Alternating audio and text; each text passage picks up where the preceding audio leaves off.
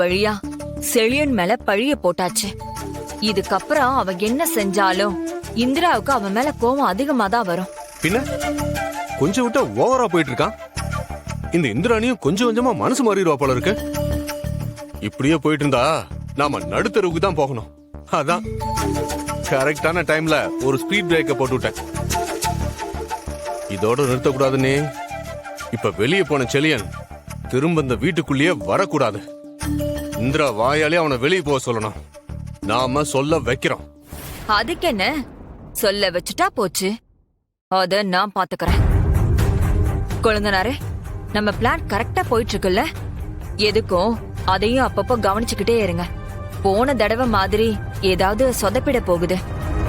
அப்புறம் நாம நினைக்கிறதுக்கு அப்படியே ஆப்போசிட்டா நடந்துடும். சுமங்கலி பூஜையில நடந்த மாதிரி நாமளே அவங்க 2 பேரையும் சேர்த்து வச்ச மாதிரி ஆயிட போகுது. இல்ல நீ இந்த தடவை அப்படி மிஸ் ஆக வாய்ப்பே இல்ல. எல்லாம் பக்காவா போயிட்டு இருக்கு. ஆனா அந்த குட்டி சாத்தானையும் நம்பவே முடியாது. அவ இப்பெல்லாம் முன்ன மாதிரி இல்ல, ரொம்ப விவரமா இருக்கா. அவ அப்பாவையும் அம்மாவையும் சேர்த்து வைக்கிறதுக்காக அந்த அயலி சிவாவுக்கும் அவ நிறைய ஹெல்ப் பண்ணிட்டு இருக்கா. ஒருவேளை அவ அப்பாவை காட்டி கொடுக்க கூடாதுங்கிறதுக்காக மாத்தி சொல்லிட்டா என்ன பண்றது? அப்படியெல்லாம் சொல்ல மாட்டா. ஏன்னா நம்ம பசங்க அவளை அப்படி மிரட்டி வச்சிருக்காங்க. இருங்க, எதுக்கும் போன் விசாரிக்கிறேன்.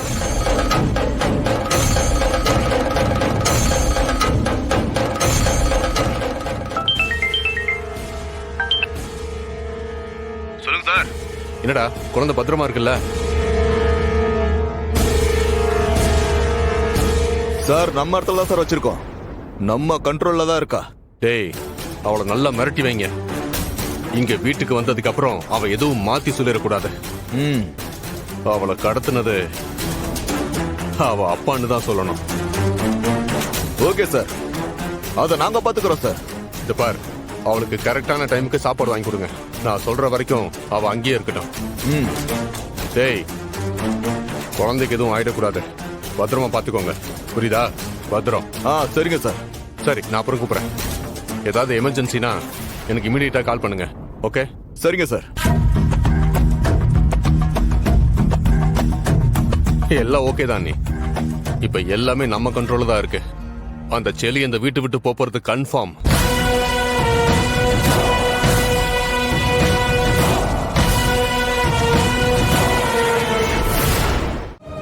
இந்திரா, இந்திரா, இந்திரா, இந்திரா, ஒரு நிமிஷம். எங்க இந்திரா போற? அதான் நான் உங்க கூட இருந்தா உங்களால நிம்மதியா வாழ முடியாதுன்னு உங்க அப்பா சொல்லிட்டாருல்ல. அதான் நானும் என் குழந்தையும் போறோம்.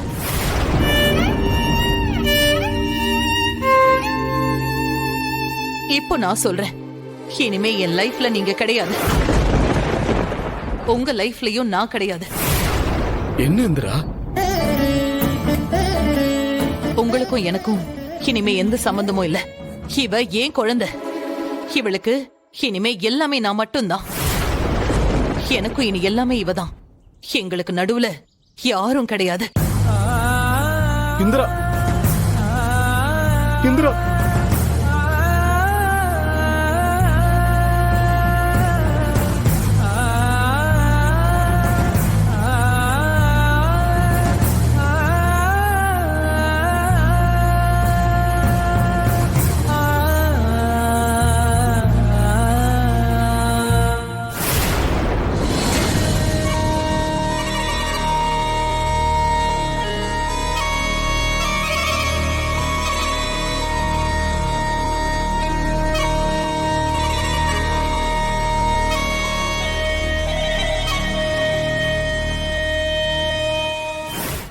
மெயின் கேட் க்ளோஸா இருக்கான்னு பாத்தீங்களா? எல்லாத்தையும் செக் பண்ணிடுறேன் மேடம். அப்புறம் மேடம், மேடம் என்னாச்சு மேடம்? அது பாவைய காணோம். நீங்க பாவைய பாத்தீங்களா? அண்ணா, நீங்க பாவைய அவளோட அப்பா கூட்டிட்டு போனதா தானே போன்ல சொன்னீங்க. ஆனா அவரு கூட்டிட்டு போகலன்னு சொல்றாரு. ஏங்க, நான் எப்போ வந்து பாவைய கூட்டிட்டு போனேன்? நான் இங்க வரவே இல்லையே. இவர பாவையோட அப்பா இல்லையே. அவர் ஆள் பார்க்க வேற மாதிரில இருந்தாரு. வேற மாதிரினா புரியலையே. இதுக்கு முன்னாடி நீங்க பாவையோட அப்பாவை பார்த்ததே இல்லையா? இல்ல சார், நான் போன மாசம் தான் சார் வேலைக்கே வந்தேன். அதுக்காக யாரு வந்து பாவையோட அப்பான்னு சொன்னாலும் நீங்க குழந்தைய அவங்க கூட அனுப்பி வச்சிருவீங்களா? இப்ப குழந்தை எங்க போச்சுன்னு தெரியலங்க. இதுக்கு என்ன பதில் சொல்ல போறீங்க? ஏங்க இப்படி பொறுப்பே இல்லாம இருக்கீங்க. இப்ப குழந்தை எங்க போய் தேடுறது? அண்ணே, பாவை ஸ்கூல்ல இருந்து போகும்போது டைம் என்ன இருக்கும்? ஒரு 4 மணி இருக்கும் மேடம். நான் கூட வந்தவங்க கிட்ட பாவையை ரெகுலரா டிரைவர் தானே வந்து கூட்டு போவாங்க, இன்னைக்கு என்ன நீங்க வந்திருக்கீங்கன்னு கேட்டேன். அவரு வீட்டுக்கு கால் பண்ணி இன்ஃபார்ம் பண்ணிடுறேன்னு சொன்னார் மேடம். ஆனா வந்தவன் ஆள் எப்படி இருப்பான்? அடையாளம் ஏதாவது சொல்ல முடியுமா? இல்ல சார், வந்தவர் ஹெல்மெட் போட்டிருந்தாரு,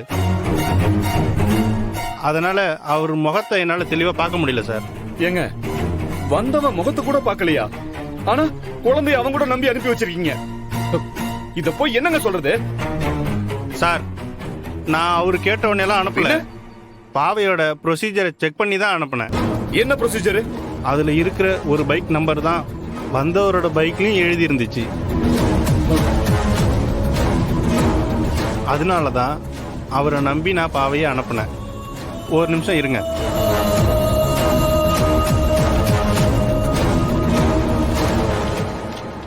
சார், இதான் அந்த பைக்கோட நம்பரு.